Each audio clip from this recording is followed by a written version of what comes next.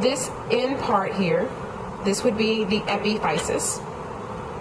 And so in the epiphysis is where we have our spongy bone. Remember I said spongy bone is located at the ends of the bone. So here you can see how it looks like sponge. Let me get here closer. So you see you have all these kind of aerated spaces.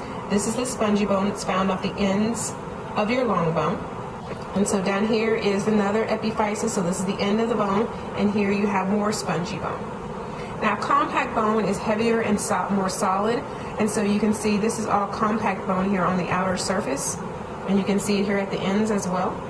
So that's all compact bone. And when we look at our long bone, we said that this here is our epiphysis. Here is the epiphysis. So from here all the way down, that would be considered the diaphysis. Now, with our long bones, the diaphysis is hollowed out. And so this hollowed area here is called the medullary cavity. And when the bone is living, the medullary cavity is filled with yellow bone marrow, while the epiphysis in this spongy bone is going to be filled with red bone marrow. Now, if the bone was living, there would be cartilage located on the outside of the long bone, on the outer edges. That is called the articular cartilage. So when two bones come together, it's called articulating.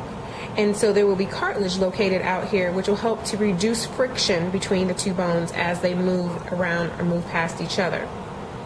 And so there would also be articular cartilage located down here at the end of this bone as well. Now on the sides here of our diaphysis, on our shaft, there would also be a membrane, a strong membrane called the periosteum. And so the periosteum will help to protect the shaft of the bone. So we have our epiphysis, which is this region here. We have our diaphysis, which is the shaft of the bone. And then here we have another epiphysis. And so when we're looking at a long bone and we're trying to determine orientation, we use directional terms again. So this would represent the proximal epiphysis, and this would represent the distal epiphysis. Okay? Now in our epiphysis, and on this model I like to show the structure, there is this line. So hopefully y'all can see this little line here. That line is called the epiphyseal plate, or also called the growth plate.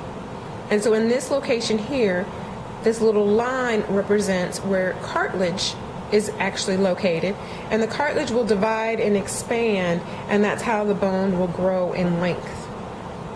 When growth is gone or is ended and there's no more growth in the individual, then the epiphyseal plate or line will close, and that will be an indication that there's no longer growth. So those are the structures of the long bone that you will be responsible for on the exam. So make sure that you study the structures of the long bone using this particular bone model.